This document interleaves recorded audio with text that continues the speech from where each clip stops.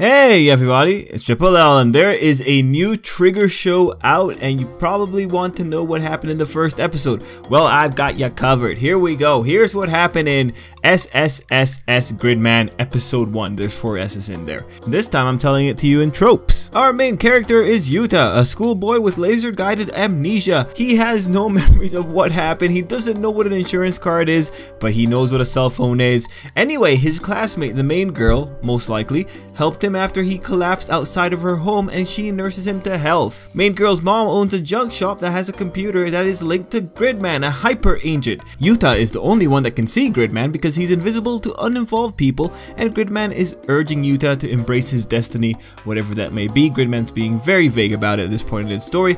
People around him, such as the main female character though, thinks that he's hit his head too hard. Anyway, that night after going to the hospital, we find out that Yuta's parents are out of town for a few months, i.e.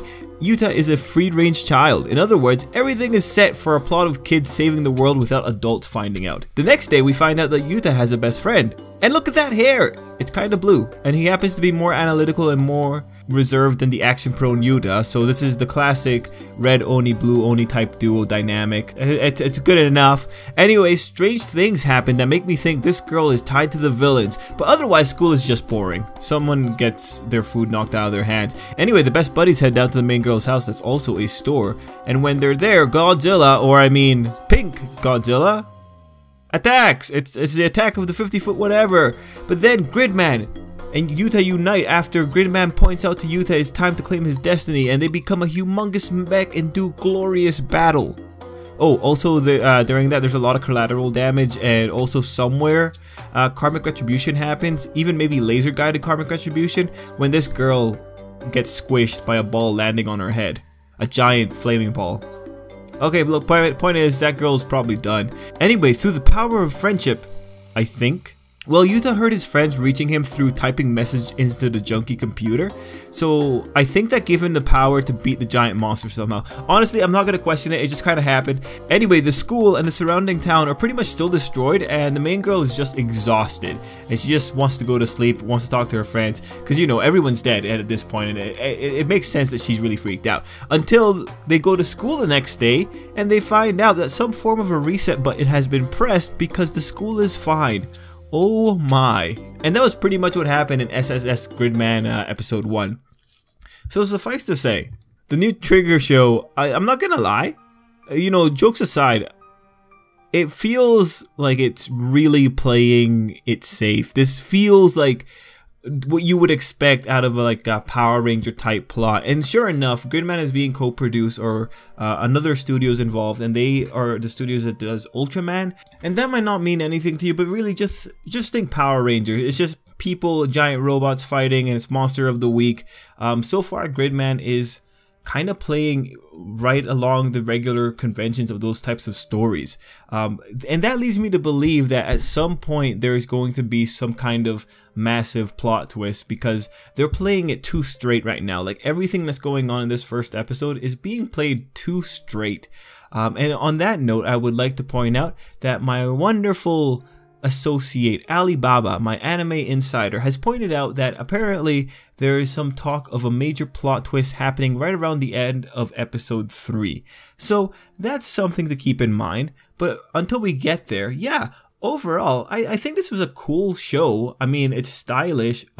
There are some weird parts, and there are some parts that really just look absolutely cheap for this show. It's especially prevalent. Well, I'll just show you the clips right here, right? It's this shot where the characters are kind of talking to each other, and you can kind of see how bad it looks, or not bad, but you know, there's something weird about it. And then there was this shot later on in the episode where the people are just like staring, and we're just having this uncomfortable kind of silence, which you could argue is part of the feeling, but I think this just lasts for too long. And there's also quite a few other instances of just still images with nothing really happening other than to establish a scene, and I think it just happens too often. It makes things feel just a little bit cheap, but I'm not, you know, I really can't criticize it too much beyond that point. It's just something to be aware of. Overall, you know, I think it's fun. I think it's a really fun show, and really, because there's the episode, you know, 3-episode rule, but because also there's the potential of episode 3 coming in with a plot twist, I'm gonna say wait till episode 3 to see if it's gonna turn into something else. But right now, this looks like I understand what this show is about when I see this first episode, right? I have a pretty good understanding, barring a major plot twist. So, last thing I want to kind of throw in here is that during the episode, this girl called Yuta a jerk, which leads me to believe that this girl confessed to him before he lost his memories. And we also had this scene here with the girl getting her food knocked out of her hand. I think this girl is linked to the villains because there was a villainous scene right after that. So those are the two big predictions I have so far going into this show. If I was to try and wonder about what the plot twist is going to be, I would say, man, it's definitely going to, no, well, not definitely, but I would bet that it's maybe one of the main girls dying. I think that would be a pretty interesting plot twist. I think it'd be pretty ironic. But right now, what the series has going forward is that, you know, we're fighting giant monsters and we got to figure out why they're happening. We got to figure out why Yuta lost his memories. So overall, established some mysteries, established what this show could really be about or how it could go.